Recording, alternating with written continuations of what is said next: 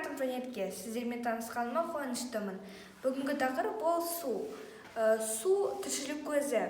Біздің планетамыз судан 71% судан тұрады, ал қалғаны құрылық. Су ол H2O элементінен тұрады.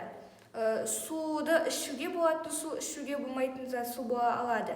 Мысалы, тұзды суларды ішуге болмайды, және дистиллирленген суды да ішуге болмайды. Ол өте таза су.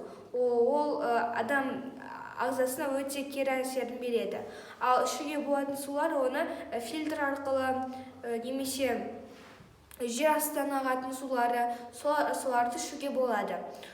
Су көп жануарларға өмірі үшін керек. Жануар тіршілік үшін керек. Сумен біз күні бойы заттарымызбен айналысамыз. Мысалы, ыдыс жуамыз, қол жуамыз, және